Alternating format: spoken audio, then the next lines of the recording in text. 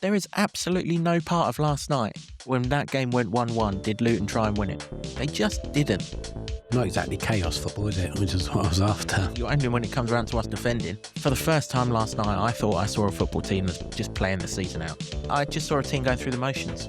I'm really bored about talking about defenders, to be honest. It doesn't matter how many we play, in what lineup, they're not keeping the ball out of the net. Casey, please don't offer me a good time with that contract signing celebration. I'm a sucker for the hope. Killing me. Don't give me the hope of the contract signing celebration, Jimbo, because I'm all over it. I don't think it's even a Wilshere thing. I think it's a modern football thing. It's far too complicated. I don't think it needs to be. And the amount of people who are saying to me that they're disillusioned with the football club, they're not enjoying the football's boring, there's no one to get behind. Here is a guy to get behind. Here is a guy who does light it up. This 6-game run of form, plus the 10 away, where we've not won, it's killed us. There's as much chance of me winning the Gold Cup at Cheltenham on Friday as there is Luton winning promotion. Especially with your tips. It was more points dropped on the road for the town on Tuesday night when we drew 1-1 with Doncaster Rovers, and alongside me to look back on a night that's blending into much of the same of the season so far as the Lutonian journalist James Cunliffe. Jimbo, I think we've seen this all before, mate. Too many times. We'll go through it all right after this intro.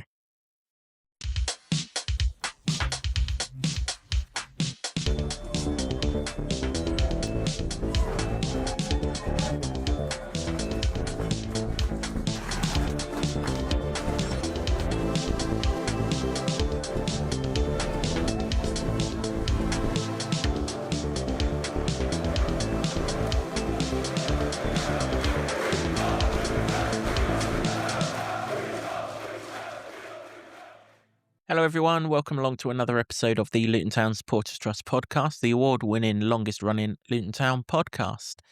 Once again, this season, the show is in association with Solid, providing opportunities, provisions and assistance so our academy can fulfil their potential. I mean, we are really getting to the stage where hopefully some more of our academy products get a run out in the first team, aren't we? As I said before we played you the intro, we're looking back at Doncaster 1, Luton 1. It's not going to take too long. It was another pretty drab night of football, has to be said, and Jimbo's alongside me to recollect on it. I was with Mark for the instant reaction, Jimbo. To be fair, I could have just sent you video after video after video of instant reactions gone by and just changed the team name because, as I said before the intro, seen this away game too many times now. You lost for words, didn't you? Sorry, that's not a great start, is it? Because I'm supposed to give you some words, but away from home, it does seem to be getting worse. Home, I think you could say there's some signs of what they want to do, but why they've got this massive problem away, it's not baffling. It's very easy to see, but why they keep doing it, that's the baffling part. Yeah, I mean, we're, coming up to 24 hours after the event. And obviously you spend all day, I mean, we're in the middle of a week, aren't we? You spend all day kind of trying to work out what happened on the Tuesday. Mentally weak. I mean, some are physically weak too, but mentally weak because as a conclusion I can come to is that they're weak. That's 4 straight league games we've taken the lead. We haven't won any of them. Yeah, and that's a problem in itself because other than the Reading game, I think in the last 10 away days, we've only scored 1 at most. That's a problem. But if you take the lead in this division, you should go on and get something from it, but we can't keep it out for love nor money. And often it's not that they have scored an amazing goal, but like at Doncaster, it's Route 1. It's the simplest of stuff. And they score. There's a gift of a goal in every game. And you take the skipper out who was the culprit at the weekend, and it still goes on. So, if that's your assessment, then it's a fairly sound one across like the whole board. Well, it can't keep on going on, can it? Because I mean, I wouldn't say we're anything special in getting into the lead. But we're having no problem getting into the lead. Even away from home, we're having no problem getting into the lead. Last 2 away games at Port Vale for half an hour, very, very good. Got into the lead. Didn't know what to do with it. Last night, I wouldn't say we were very, very good for half an hour, but some of the football that we were playing, you could see what we were trying to do, which isn't always the case away from home. Got into the lead. And then the same thing happens, as soon as we get into the lead, rather than push onto them, we just go into retreat mode. And it's like, how many times have you got to go into retreat mode before you realise you're just offering up the opportunity for the opposition to get back into the game? And it's the same, like you said, it's the same factor. Listen, we could just play the Port Vale game review to you because it's identical. We score a goal in the first half. They stick a long ball up. They win the header. The header goes through to a guy who's not getting marked, who goes clean through on goal and scores. That was what happened at Port Vale. And then we hung on for dear life. We'll praise a little bit of what happened at the end because it deserves a little bit of praise. But apart from the fact that Doncaster wear red and white and Luton were wearing blue rather than green, it's the same game of football, played out in exactly the same way. I think it's worse because Doncaster should have won that game. As should Port Vale. It doesn't seem like there is anyone that is dragging the team along when they're sort of low. And that would be a leader, wouldn't it? But when it doesn't seem like there's anyone who does it in a sense of pushing on to get more. Absolutely. And not. it doesn't seem that there's anyone who knocks some heads together when it's going wrong. And the other team, no matter who they are, because we've played a few now below 17th in the last month, and they shouldn't be dictating games against us, no disrespect, should they? But we allow them. And there's no one dragging this team up. And when you look at all the teams across the ages, certainly, maybe let's just keep it to this century, they've always had those players. One or two, sometimes a whole bunch. I'm not really seeing that, are you? No, there's nothing. But again, I mean, how many times does it have to happen before someone in that starting 11, when we go 1-0 up, thinks, right, we are not going to retreat. We're not going to just let them straight back into the game. I mean, if Matty Pearson had his shooting boots on, we wouldn't even have led anyway, and we certainly wouldn't have led at half time. Thankfully, he was on a par with Sonny Bradley at Lincoln and missed an absolute sitter. Otherwise, it would have been a whole lot worse. And once again, we've created 2 shots on target in the course of the 90 minutes. Casey Palmer's goal, which we'll talk about because it's worthy of being talked about, and Liam Walsh's 25-yard shot in the second half that the goalkeeper pushes wide of the post. Apart from that, in terms of shots on target, that was it. Not exactly chaos football, is it? Which is what I was after. Only when it comes around to us defending, then all the chaos you like when it comes around to us defending. But in terms of going forward, which is what you were hoping for, I mean, it was pretty dark in Doncaster anyway, and there ain't a single light around that ground, but there was no lights on in our attack last night at all. I mean, the key Wells, he might as well have stayed at home. And we've praised Wells, and he plays the role that Wilshere wants him to play, and he's playing it well, and he's obviously scoring goals, and I'm glad he was back in the team having not played on Saturday now that he is scoring goals. But he didn't challenge for a header, doesn't challenge for a header. We didn't get the ball anywhere near him to hold on to.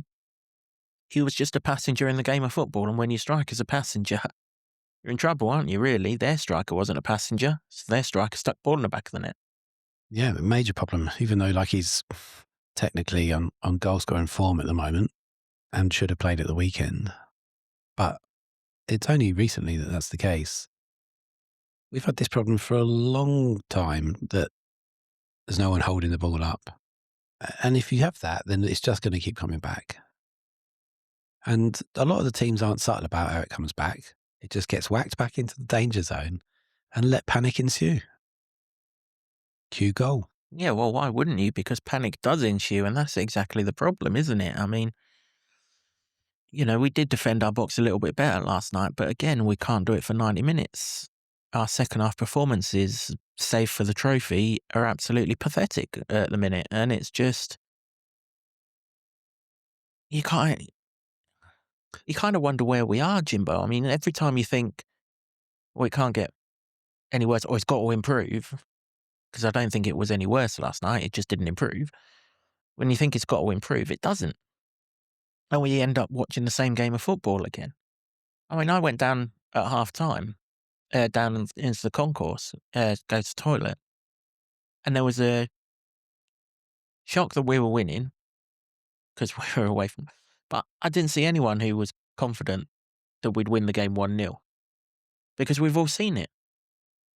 Everyone was like, we need a second goal, don't we? Yeah, we do need a second goal. Didn't even look for a second goal in that second half. Now, if you don't look for something, and Jack keeps on saying, oh, well, we look to win the game. Well, I'm not sure we do. And that's the problem. Yeah, we might look to win the game until we go ahead. But the game's not won when we go ahead. 1 clean sheet in 16. You need 2 goals to win a game of football. And they can't score 2 goals in an away game.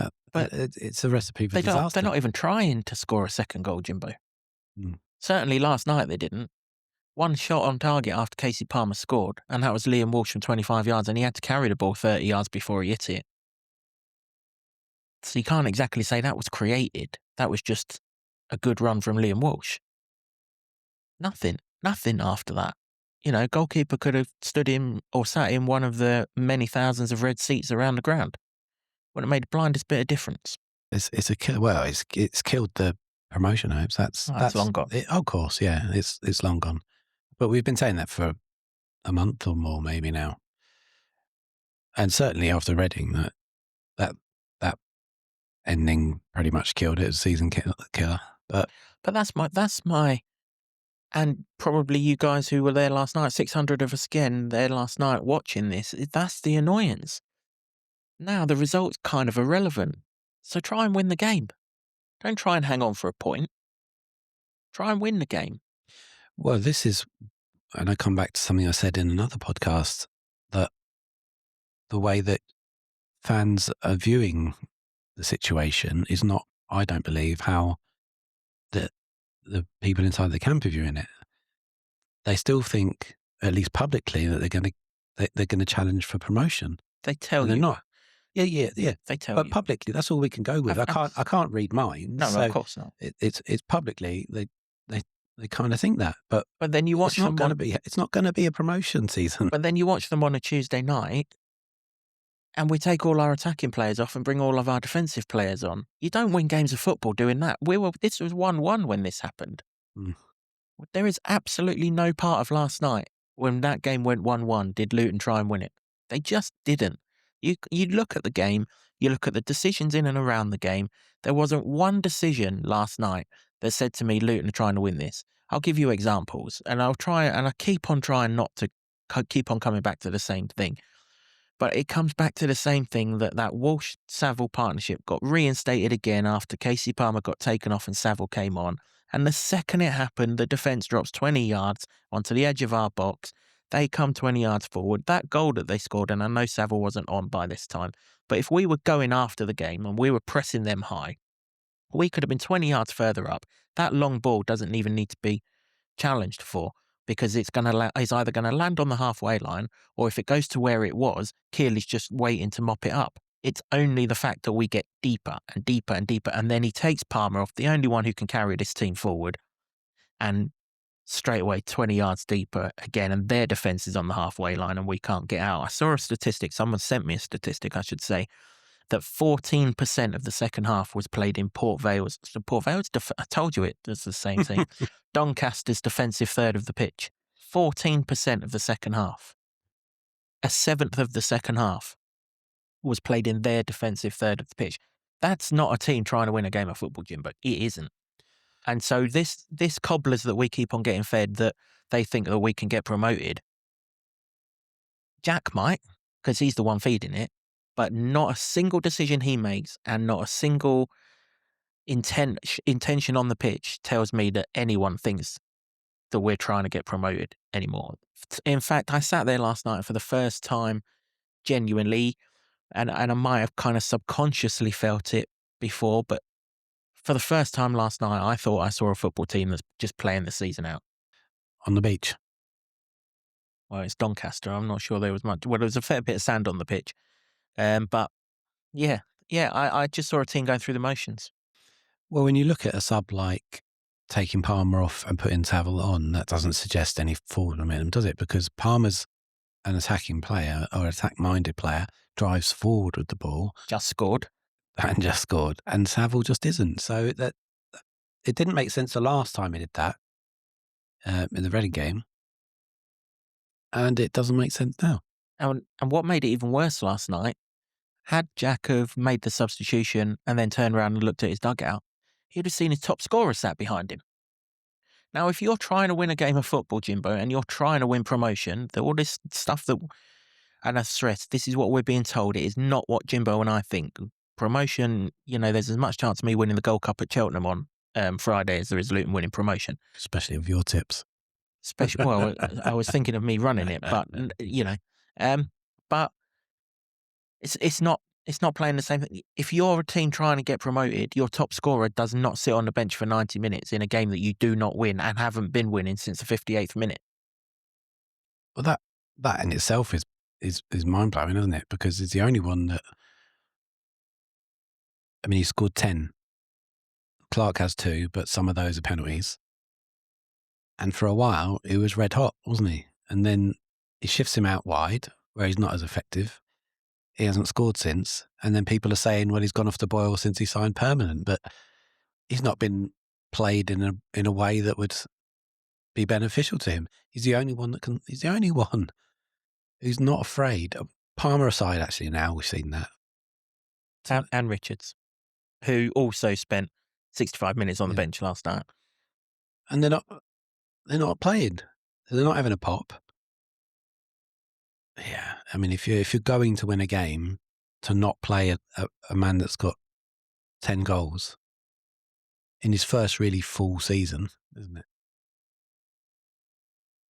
Well, how does that work out? Well, however many goals he's got, he's your top scorer. Whether he's got 5 goals, 10 goals, or 20 goals, if he's your top scorer, he's your best chance of scoring a goal, isn't he? And, the team selection last night, there was good bits, there was bad bits. Obviously, Naismith was dropped. I don't think Jack necessarily needs to be praised for that. I think it was the most obvious move of all time.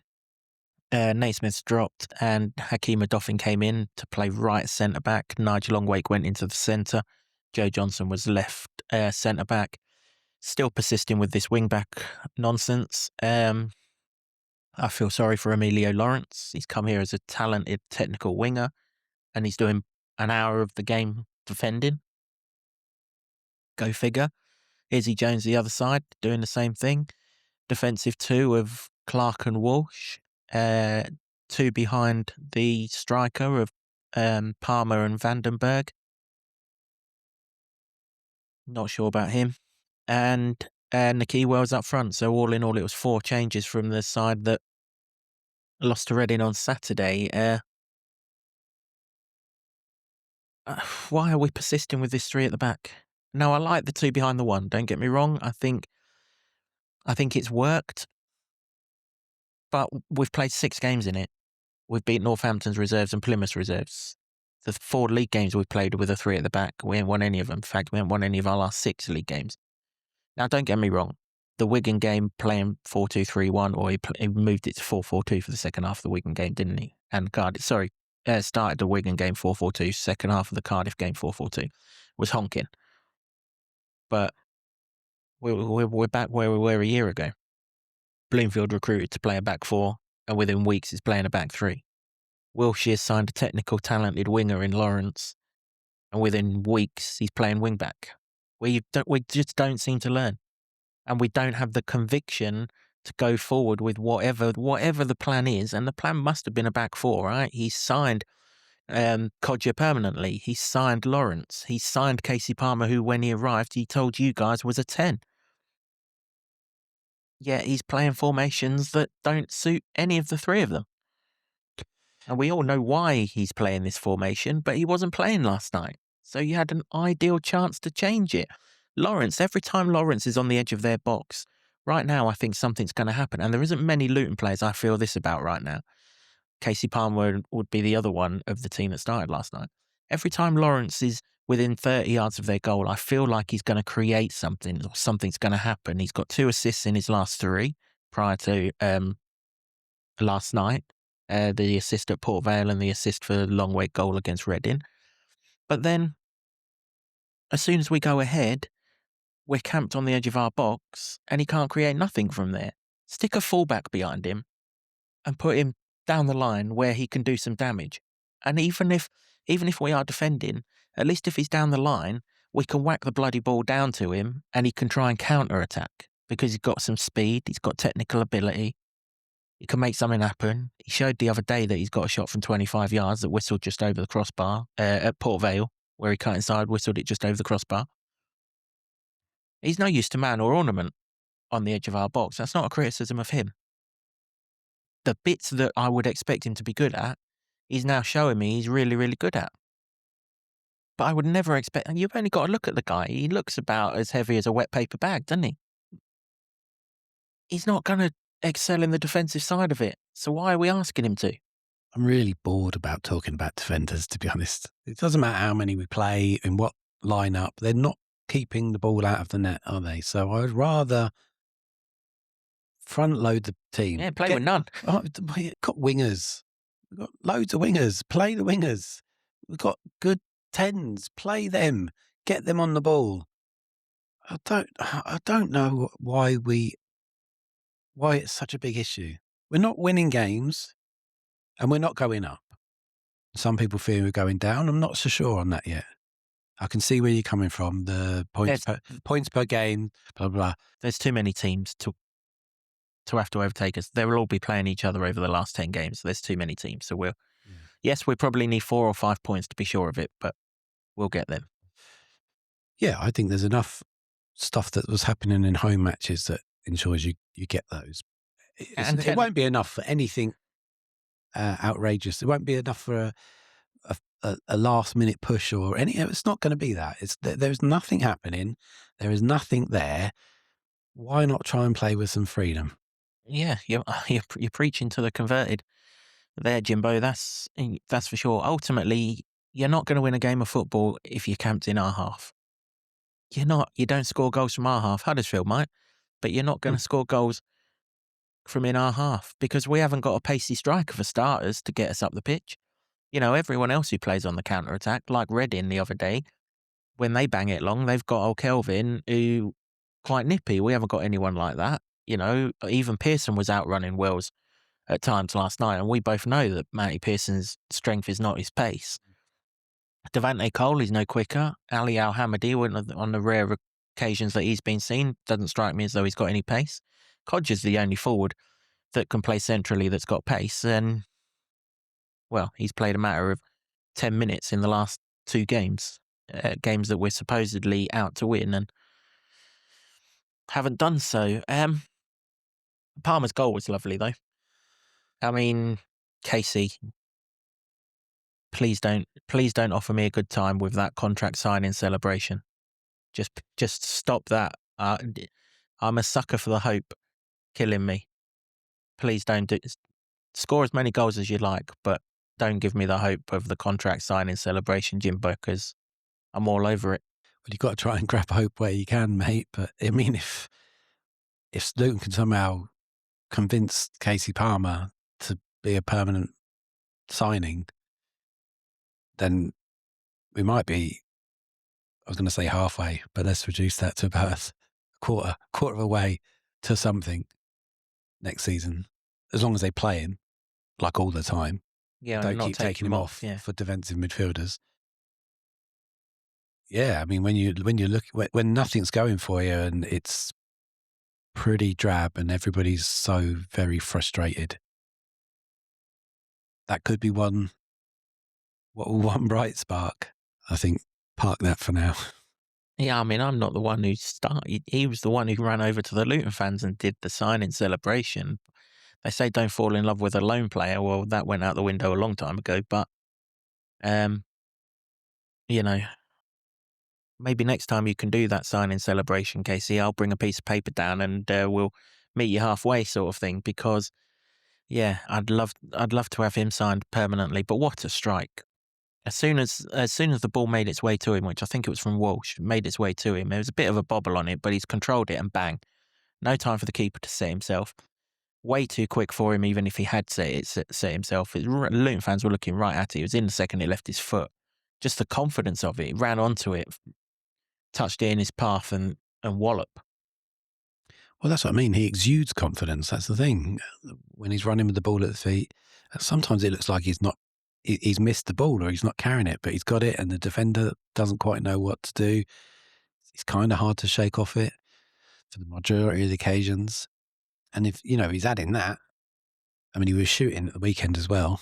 What tells you about that he needs to come off? Unless it's this minutes thing. And I told you in the previous one, I'm just not having that anymore. I'm not interested in. What are you saving him for? What are you saving him for? What are you saving him for, and what does 10 minutes do? If you're going to save him for 45 or something, not 10. That doesn't make any sense at all. I mean, this guy is a bright spark. He's a breath of fresh air, isn't he, in the centre of our pitch? And loads and loads of you who went last night came up and spoke to me on the concourse before the game or at half time. And the amount of people who were saying to me that they're disillusioned with the football club, they're not enjoying the football's boring, there's no one to get behind.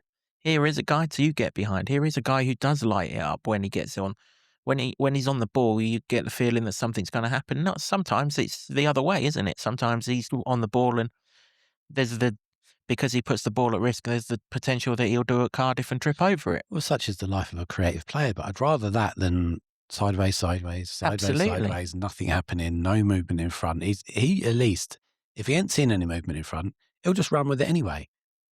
And that's fine by me. Yeah, I mean, I'll do that all day long, and then it can create something out of nothing because then players will get attracted to him, may leave some spaces, and then, Bob's your uncle. But there's this slow stuff and I know it was sung last night again, passing sideways and backwards everywhere I go and sort of.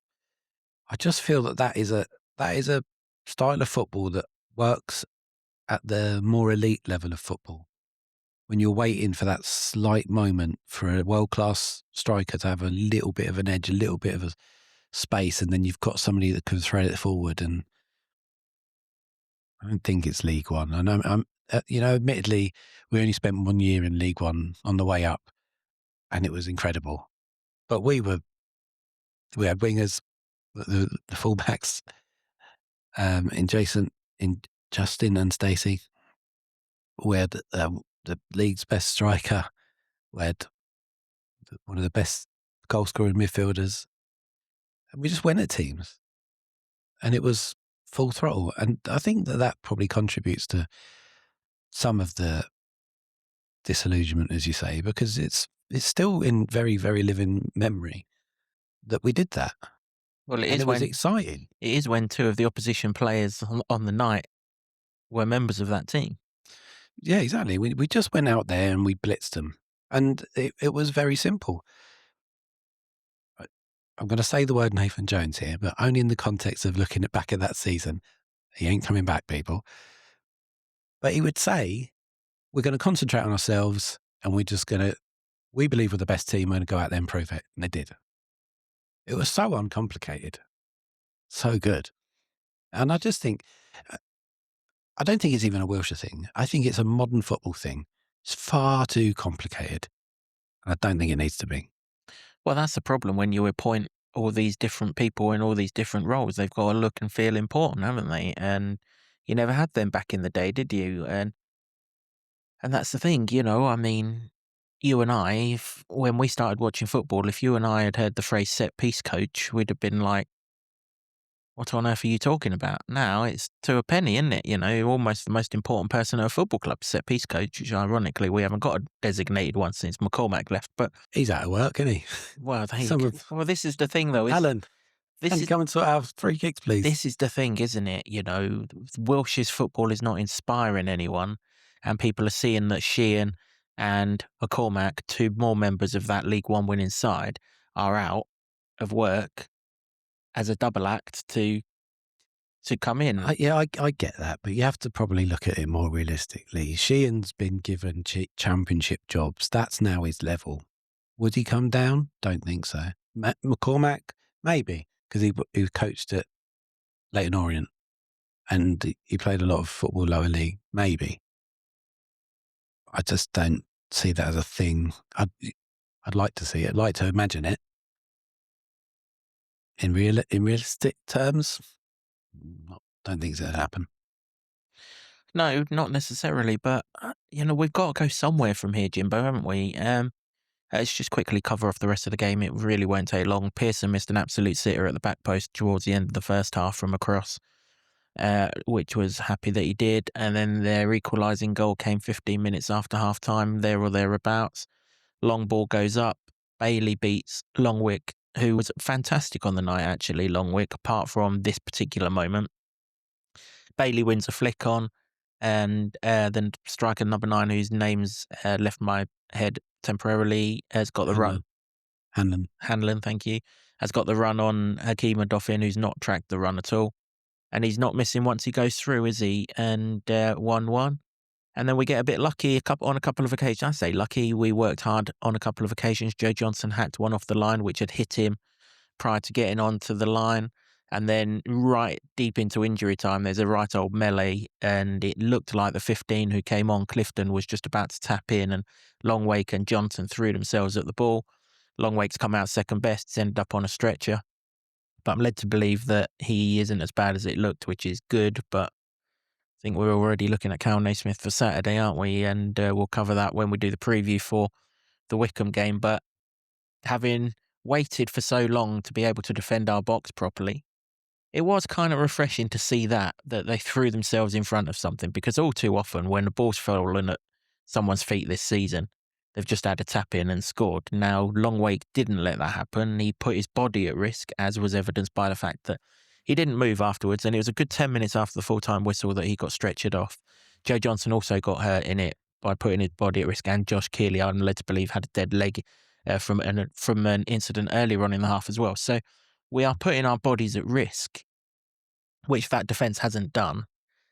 Now, we're in a situation where results are irrelevant for the last 10 games. We need to pick up and take forward anything that we can take forward with. Well, that piece of defending is something that, there's your benchmark now. Every single time the ball is in our box now, that's what I expect you to do. Now, it helps that Naismith wasn't there, because he doesn't do it. I've mentioned on a number of occasions that he's weak defensively. And Longwake showed me why he's a centre-half and not a right-back. And full credit to him, because there was absolutely no way he wasn't getting hurt there, because he was right stuck in the middle of a sandwich, of a melee. They were piling in, we were piling in. It was an absolute guarantee to get hurt, and thankfully it looks like he's not been hurt as badly as it looked on the night. But we've not done that for a long, long time. How many times last season was I constantly criticising them for turning our backs on shots? That's a piece of defending that we can go forward with. Now, if we can find 4 defenders who defend like that, we're onto something. Yeah, there's something to praise, isn't it, in a pretty gloomy evening. But again, kind of like the Reading game and a few others, actually, it's not really the narrative of the game, is it? So we're not really, you can't go into it in as fulsome a praise as you'd like. But yeah, we've not seen it before, or of late. Certainly this season, maybe a bit part of last season. I remember you talking about it. So we should highlight it as something good, because that, that's them winning, isn't it? Straight away, if they don't do that, there's trouble down the line after this game, isn't there? Because of it, potentially. But when Wilshere says that the players care and they really mean it, that is something that proves that point. It needs to be done more often to really bed into people's psyche and even their feelings about it. But yeah, you can move forward with that if you've got players that would do that. But the trouble is, not enough of them have, and there's an easy soft goal somewhere for a team in pretty much most games. That needs to be stamped out as well as as that. So it's a little chink of light, but unless it happens more regularly, well, really, actually, you'd rather not it happen at all, because you don't want to be backs to the wall against a team that are towards the bottom and haven't won in 3, which we were, and that's not really good enough. I don't mean any disrespect to Doncaster or any of the teams now, but the teams that are down there for a reason. And if you genuinely have any promotion hopes, again, it's not what we're saying in this room, but it's what the club are saying, then you should be going and dispatching those teams. And you're not. It's not even like the Alamo where you're knocking on their door and they're keeping you out and you have to settle for a frustrating point. If they're on top for the entire second half, they're not good enough. So, like I say, it's not really the narrative of the night, is it? No, and that piece of defending shouldn't be the narrative anyway, because it should be second nature. I mean, the clue's in the name, right? Defending. And but it happens so infrequently that when it does happen, you notice it, and that's why I flagged it up. 2 of them. Johnson, if it hadn't hit Longwake, it'd have hit Johnson. Johnson was right behind him. I think Johnson maybe landed on Longwake or the strike. It's an absolute melee. I couldn't see exactly what went on. All I know is that the 2 of them came out of it not smelling of roses in terms of their health and things. But yeah, body on the line. I'm going to get hurt, but to hell with it. We're at least taking a point away. And yeah, he messed up for the goal, right? Anyone could lose a header, to be fair, but, he's running onto the ball. Bailey's not.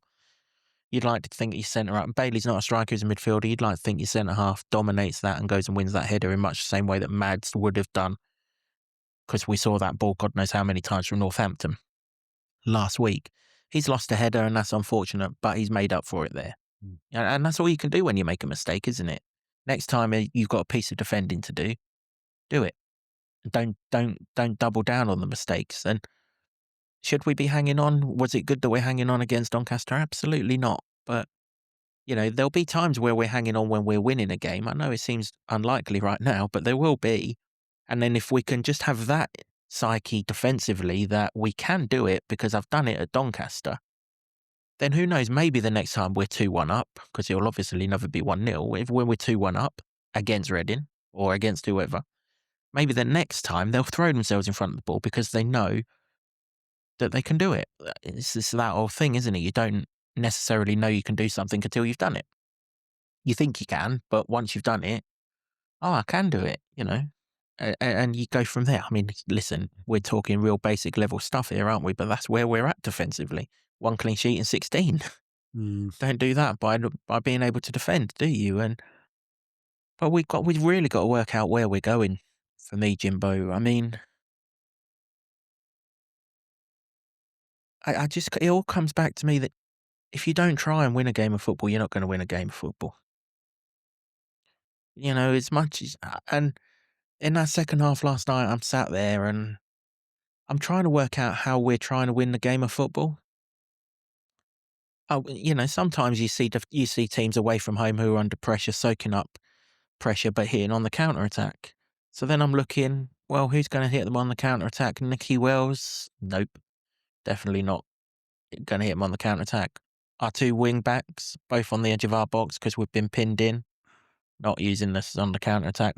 The chasm of gap between our midfield and our 2 10s. It's going to be a long pass from the midfielder to get it to the 10. Chances are that's going to go awry because we can't pass short passes, let alone long ones. So what are we trying to do? He's got pace on the bench. Where was Morris last night? But he had Codger on the bench to maybe launch counter-attack. Are we playing a target man up front? In which case, are we playing it into him? Who's around him? When Devante Cole did come on, he was spending more time in our half than their half. Again, it's no use to man or beast. What's that Saville substitution all about? How is that winning the game? That to me says, I'm happy with the 1-1. And let's try and get the 1-1. Now that's complete contradiction to what we're hearing before and after the game when we're being told that we're trying to win these games and trying to win promotion. Quite simply, from the minute they equalised last night, Jack, I didn't see it. I did not see it at all. And all of this is a good point. Do me a favour. It might have been. It might have been after that melee and injury time. But Yeah, I do mean, me a favour. if you're looking at the last 10 seconds of the game, then probably a good point. But bearing in mind that not. he's rested everyone on Saturday, supposedly for tonight, it's not a good. It's point. not a good point. You're hanging on for the entire game.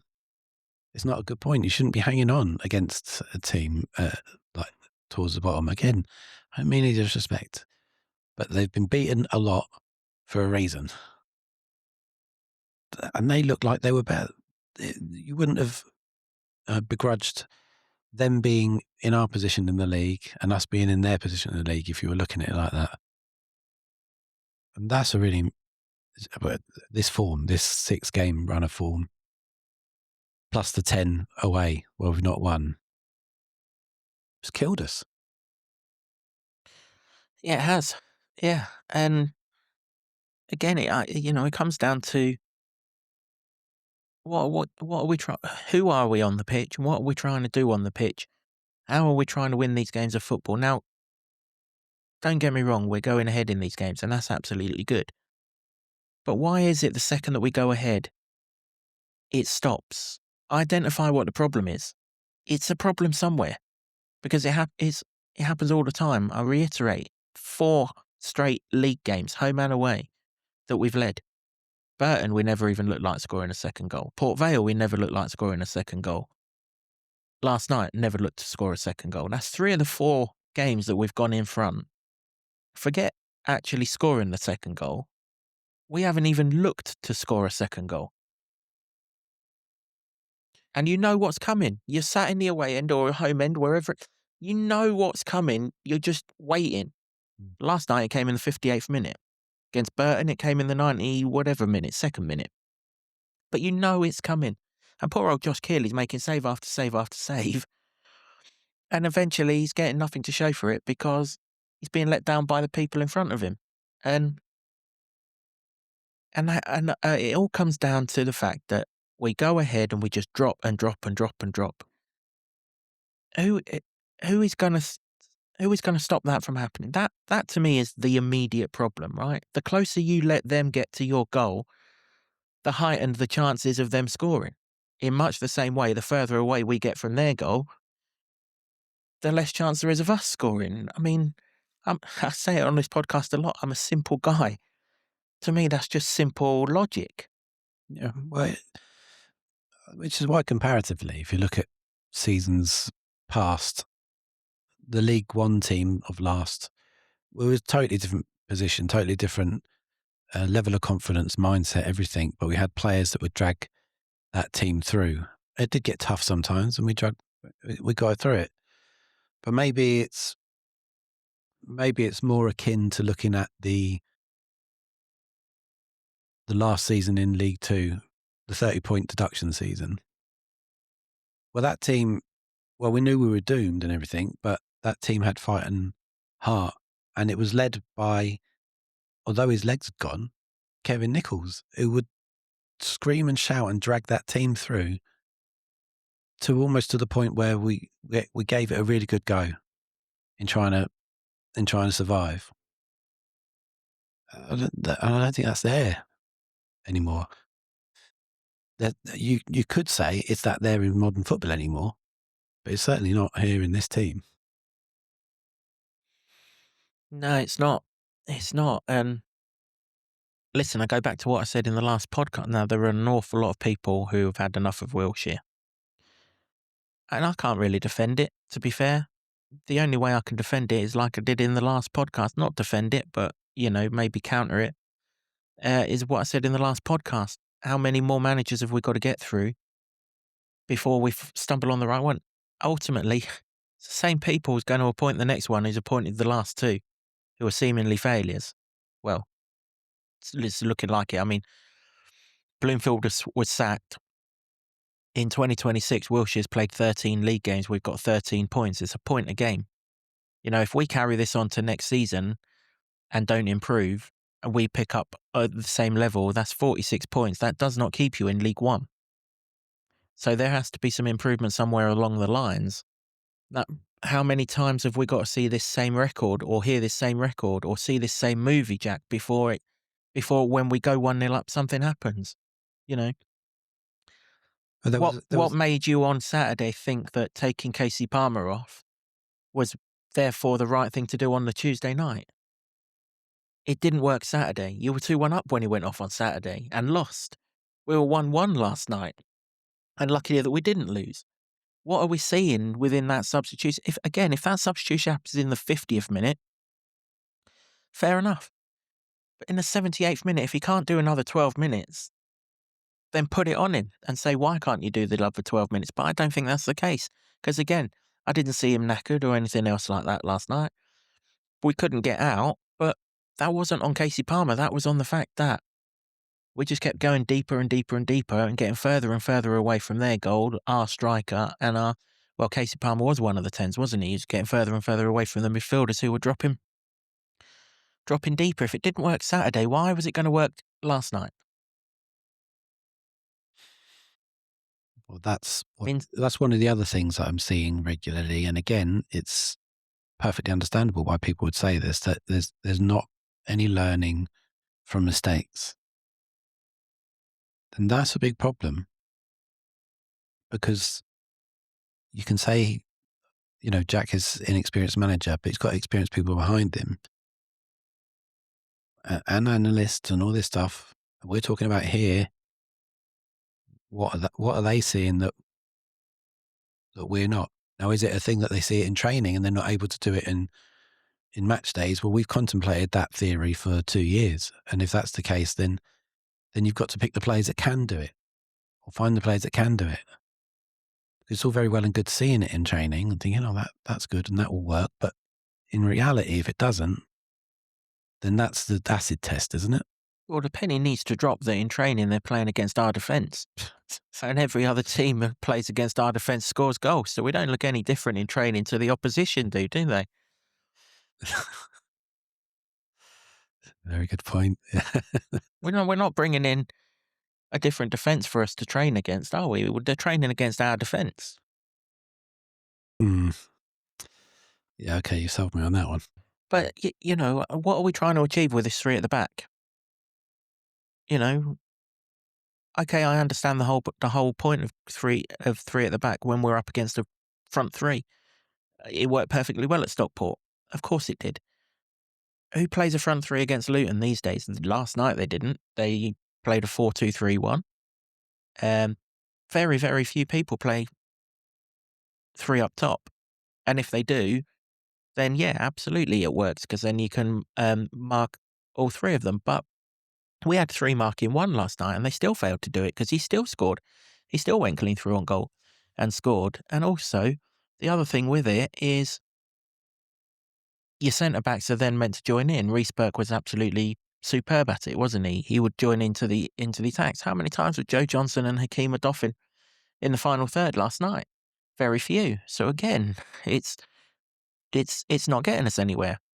Now, I said I like the 2 behind the 1, but that's only really because of the squad that we've got, because we've got a plethora of number 10s. Apart from Palmer and Richards, I'm not sure any of them are any good, but we've got a plethora of number 10s. So I can kind of see that. So why can't we use a back 4 and have more people going forward? And then if we're winning, then adapt and bring another defender on or something, rather than the other way round. It just seems counterproductive to me. I mean, 3, 4, 5, 6, 7, 8, 10, we're still conceding goals. I'm going to Wickham on Saturday, and if Luton don't score twice, I know we're not winning. I mean, there's a good chance if we do score twice, we're not winning. But we're definitely not winning if we don't score a second goal on Saturday, because Wickham will score. Well, only on the basis of everybody scores. Exactly. Everybody scores. There's a gift somewhere. There's a lapse of concentration somewhere, and everyone scores. So, yeah, we're going to have to score more, and we are not capable of doing that currently. The only outlier is that Reading game, the away one. We scored 2. Well, one of those was an absolute stunner. And they set us up for the other one, yeah. So, but other than that, it's one and done for everything. And we weren't in a back three that night. We was in a back four, wasn't we? It was the night that Cal Naismith went off injured. And, who does this three at the back formation really suit? Because it doesn't suit Richards. Doesn't suit Codger because you can't even get him on the pitch. Doesn't suit Emilio Lawrence. Wouldn't really say it suits Izzy Jones. Who is it suiting? I mean, surely the players that you've got in front of you, you've got to pick a formation that gets the best out of most of them. Well, it's not getting the best out of the striker. It's not getting the best. It's not, maybe Palmer, yeah, okay. But he's a very adaptable footballer, isn't he, Casey Palmer? It's not even getting the best out of your defenders. Surely, if we're going to move forward, we've got to start to find a formation that gets the best out of it. And then that brings me on to the other point with Jack. How many players has he improved in 6 months at the club? Coming up to, well, it's not quite 6, is it? But coming up to Joe Johnson. I think it's fair to say that he's an improved player now. Now, is he improved because of how Jack's coached him, or is he improved because he's had a run of games in the team?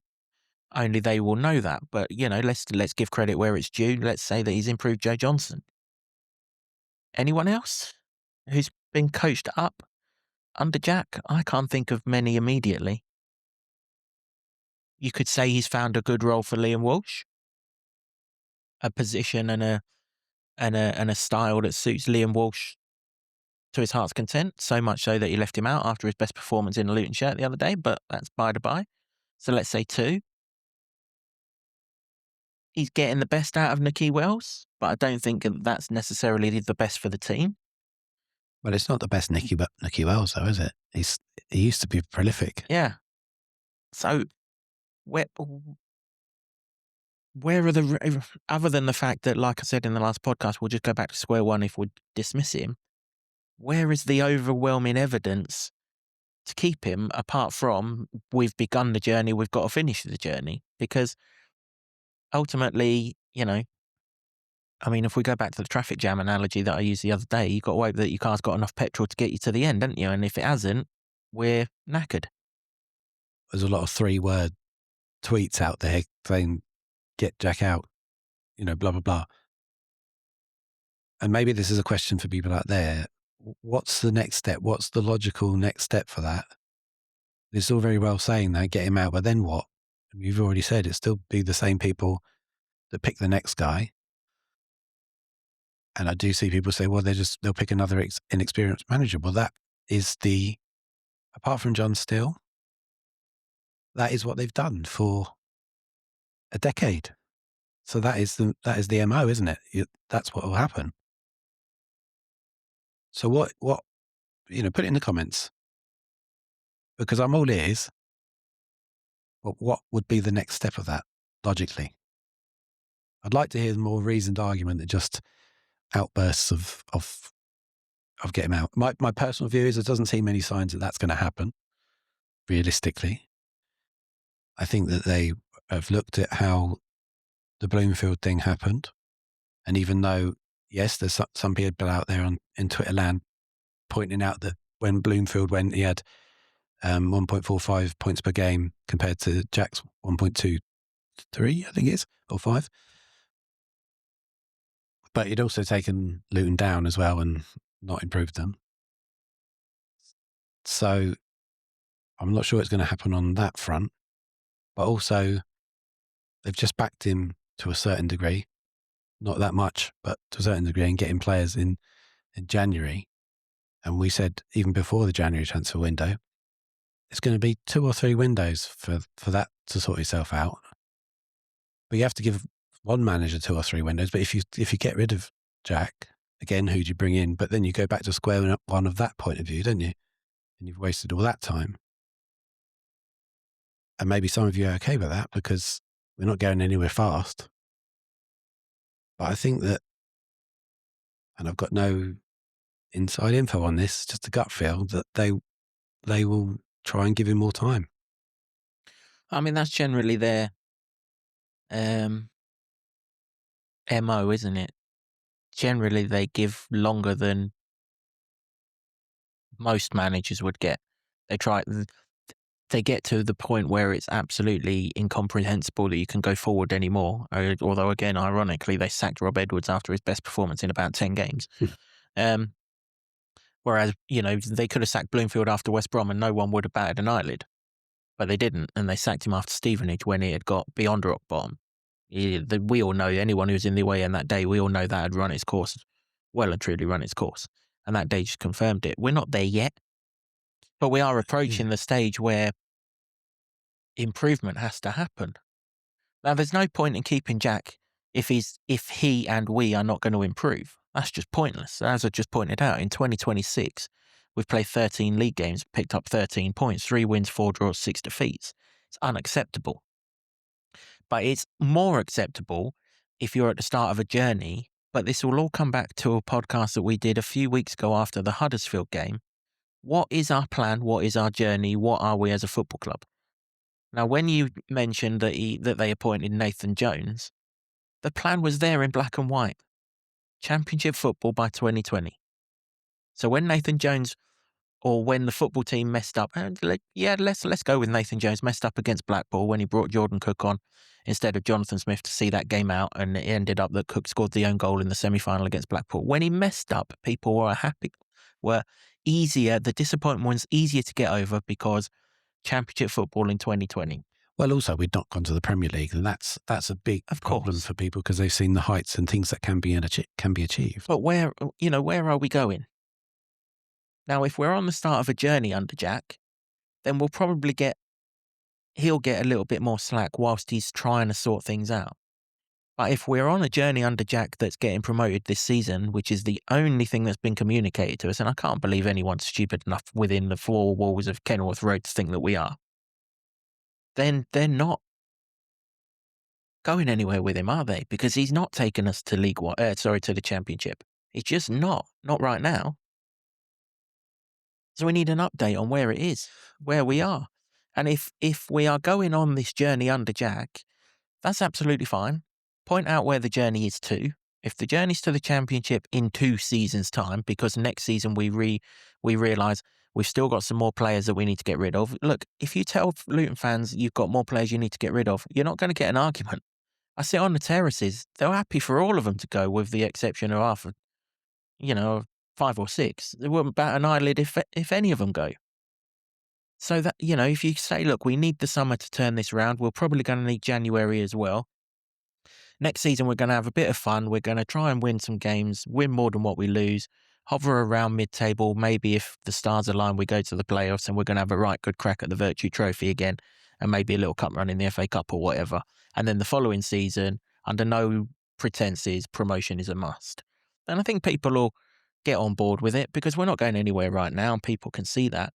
But that will all lead to improvement.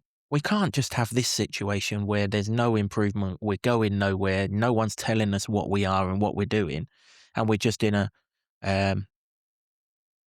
state of affairs where it's just a mess. It don't help anyone, does it? No, I agree. And it comes down to communication, doesn't it?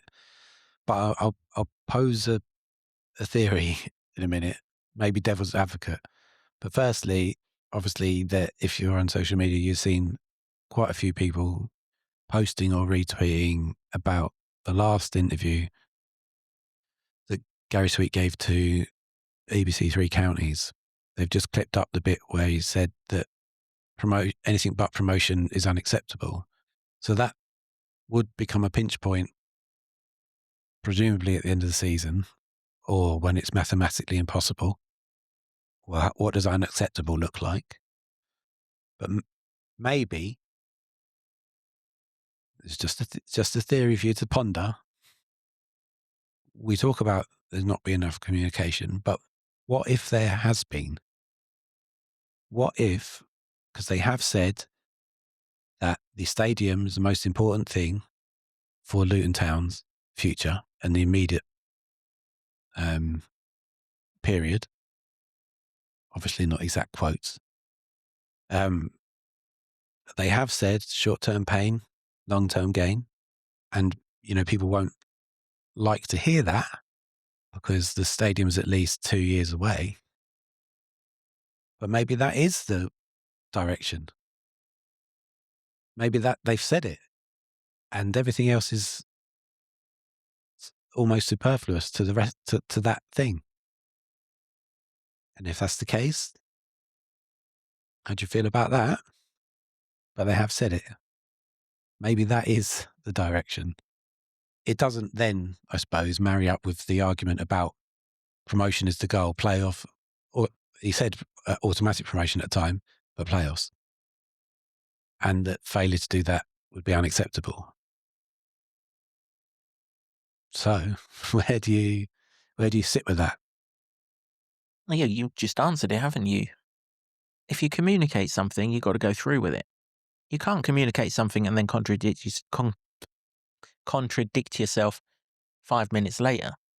It's like Jack. You can't say we're trying to win football matches and then take Casey Palmer off and put George Savile on. Pointed out the other day, the last 7 times this geezer started for us, we ain't won any of them. Contrary to that silly statement that he came out with the other day that George Savile knows how to win football matches. We don't win with George Savile on the pitch. You can't say we're trying to win a football match and then you make that substitution. You can't say short-term pain for long-term gain, but only promotion this season is acceptable. They don't marry up. They're opposites. Okay, so opposites do attract. So what about? But not in football communication. Okay, so what about this then? They have said that, so the two statements don't sit next to each other. But what if, when the inevitable happens this season of not going up, they then said, yes, this is the direction. We need to get this stadium built. We can't compete with teams until we get it built. It's going to be short-term pain for long-term gain. And maybe a little bit of yours of we're going to try and rebuild this, try and win some games, find an identity and a style, which is kind of there sometimes at home. I would have to give Jack that I understand more what he's trying to do than what Matt Bloomfield was trying to do. And whether you enjoy that or like that is a different conversation, but it is visible. So if they came out and then said that, then where does that sit with you? It's not really where it sits with anyone, is it? If they come out and say that, then that's what it is, isn't it? I can ask you a question, but I don't mean to say that I have to like your answer. But your answer's your answer, isn't it? But no one's coming out and saying anything. And here is where the problem lies. We're only going by interviews that happened 6 months ago under a different manager. So that might answer your question about what does unacceptable look like. Well, we've changed the manager, so the goalpost moved, but no one's communicated the movement of the goalposts. Of course they haven't, because no one communicates. But it all comes to, listen, ultimately you've got to try and win football matches. Whether you're building a stadium or you're not trying to build a stadium, you have to try and win football matches, because people ain't paying you to go and build a football stadium. People didn't pay 28 quid to go to Wickham on Saturday, 28 quid to watch a third level standard of football, and it's not even that good. Let me tell you, this is the worst division I've ever seen. People are paying 28 quid to try and win that game of football, not to stick on bricks over at Power Court. One's a byproduct of the other, but ultimately, the name above the door is Luton Town Football Club. And you always have to try and win football matches. Now, you might not have the tools to win as many football matches as you would like. Of course, that's part of building a new stadium. I get that. But you have to try and win football matches. Did we try and beat Burton from 1-0 up? Did we try and beat Port Vale from 1-0 up? No. Did we try last night from 1-0 up? Didn't look like it. You have to try and win football matches. And if you lose trying to win football matches, it happens. Life is about taking risks. But sport, top level sport in particular, is about, you do not get anywhere in sport if you don't take risks. And we don't take risks. We play safely. And we're far too safe. What was the harm in bringing Codger on for Palmer last night if Palmer had to go off? You nearly lost anyway. You've got your defender to thank for not losing, not George Savile, who you brought on. Comments? Yeah. Well, first of all, comment away on those points. Of, for the love of God, don't accuse me of being in-house and can't say what I want to say. I'm asking you questions, so you give me the answer. Thank you very much. But it's quite that conspiracy theory nonsense is quite tedious. Anyway, He's on to provide balance, folks, and that's what he does. So I'll keep him at bay when it comes to the in-house stuff. right. Your comments out there. Again, if you put your comments on Kev's instant reaction, I was going to ask for it on last YouTube. night, but they started rattling some right noisy thing behind, so I thought I had to get out of here. You got distracted by shiny things, didn't you? Not seen any of them recently. Yeah. Right. Your comments. So Steve Garrett, 75, he said, that was not good enough in so many ways, but the one thing we can say is that players were throwing their bodies in the way in a fashion that has been missing for most of the season. At least that is something. Yep, right with you there, Steve. Yep. DeCremio, who's occasionally knocking around the top 5 of the score prediction league. Yeah. He says, this team reminds me of the bunch we had before Joe Kinnear took over. We need to find the 2.0 versions of Steve Howard, Chris Coyne and Kevin Nichols. I agree. There is a team in there, but no one to tie it all together. When we get our stride together, we can knock the ball around nicely, but fail to make it count. When it doesn't go right, we implode because we've no one on the pitch to get the game by the back of the neck. I'm fed up of seeing us play hot potato football, unable to string 3 passes together and get the ball out of our own half. Louis Pepper, he says these team selections are getting worse and worse. It's like he's not seeing the evidence in front of him of what our squad of players are able to do. No pace in the team and doubling up on our flanks, making our wing-backs, full-backs. What chance have we got when a lightweight team goes out there that folds as soon as any pressure occurs? Nick Evans, 754. Luton fans will have got used to life in the lower leagues. Gary Sweet has made it very clear that the board's priority is power court, not the team. The team needs a spine, the likes of Foster, Nichols, Harford. However, the recruitment team are woeful and Sweet will not spend any money on anything other than the stadium. He has been very open about this, so we'll become the same as MK Dons. Nice stadium, crap team. Fans will drift away, less revenue, we're stuck. Peter Armitage, 3078, says, it's the poorest second half I've seen this season. We have no fight or desire in this side. We're so weak at the back that it's embarrassing. Wilshere showed his intent again tonight, taking off Palmer and bringing on Saville. It's getting hard to watch now. I can reel off a few second halves that were worse than last night, Peter, but that's only because the bar's low. But I take your point. It wasn't good. Terry JC 1971. How, with all the talent and drawing away to a struggling club, do you swap Palmer for Saville with Gidds left on the bench? We seem to have way too many of the staff or players who either aren't motivated or they are unable to do their job to a satisfactory level. We've had so many this season say how crap a lot of the teams were. Those crap players all seem to now be rediscovering their form. Now they've escaped our club on loan. A few of them scored again on Tuesday night, didn't they? Pepple? Even Jacob Brown scored. Well, at least Jerry Yates scored against that lot. That's true. Jacob Brown, blimey. I don't tell you the world's about to end, nothing will. The Grim Reaper, which is a fabulous name, says, I know Kev dismissed it, but we are in a relegation form. The only way we're going to avoid it is if Lady Luck shines down with one of the biggest beams ever.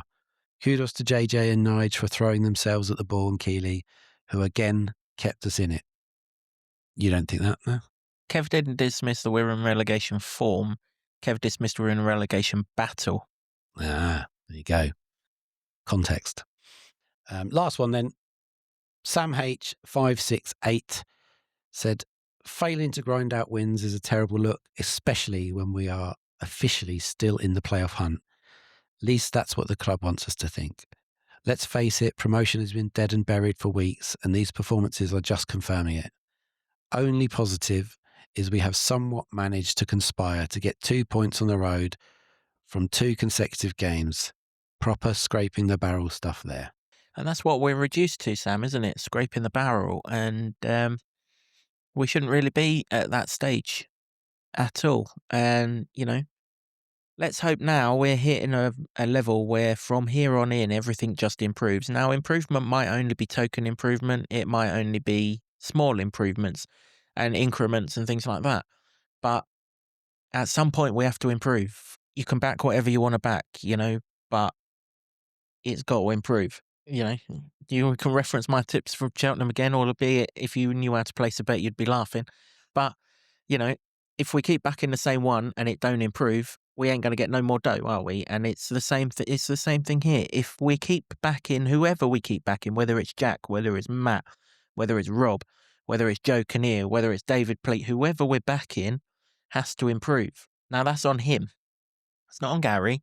Yes, he's got to give him the tools to improve, but there was a constant theme to all of that particular substitution and the lack of no Gideon Kodja. They're the two things that I've already pointed out, and I've not seen these comments.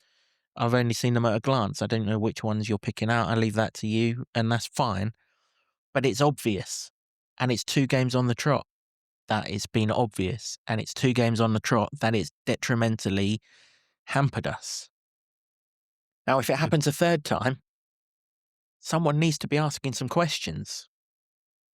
1 strike, fair enough. 2 strikes, you're on the precipice. 3 strikes, well, if you're a baseball fan, you know what happens when you get to a 3rd strike. You're out of there. Yeah, I don't know about rounders, but yeah, certainly in football. At least you called it that, not softball. It's softball as well at school, wasn't it? One of these days I'll get you into US sports. I tried. That one, the Super Bowl, was it last year, was quite exciting, but I'm not having it most of the time. Anyway, I digress. So, where's that leave us then? Needing to improve, doesn't it? Needs us needing to improve. Now, the next time, so you can only measure improvement on where you've been the last time something happened, right? So if we do go ahead at Wickham on Saturday, the first improvement will be to try and carry on going the same way that we are. Especially if it's the first goal that we get. Try and get the second one, or at least show signs of life as to why you can get a second goal. Not immediately retreat, not keep on going backwards and backwards and backwards and backwards, not making that same substitution all along. And eventually you'll start getting onto a run of results. And eventually it'll become second nature that we don't actually have to concede ground on the pitch. We can actually stand our ground. And then eventually, by standing our ground, teams won't score at the other end because they're further away, and we'll score a second goal because we're closer to their goal. And eventually it will start to turn, but it has to start to turn by appreciating where you are in that situation and making sure that you don't go back to what didn't work the last time. So if you're 1-0 up, or even if you're 1-1 on Saturday, and Casey Palmer, we get to the 78th minute and the alarm bell's ringing, doesn't have to be George Saville. Keep Casey Palmer on the pitch. And Jake Richards. Get them on the ball as much as is humanly possible. They take you up the pitch. I reiterate it. If they're 90 yards from your goal, they're not going to score. If they're 9 yards from your goal, chances are they're going to.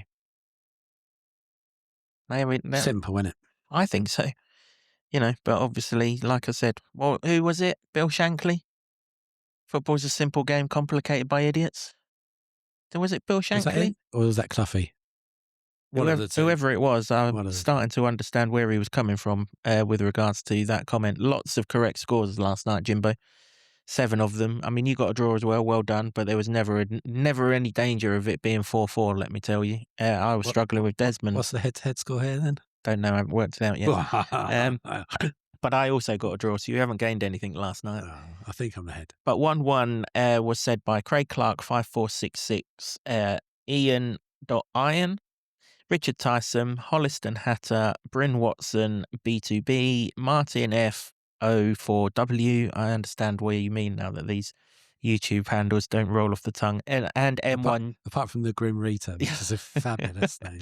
And everyone jammed. You all said 1-1. You'll get 3 points on the leaderboard, which will appear on the preview for the Wickham game, which will be out to you if you're listening to this on Thursday tomorrow.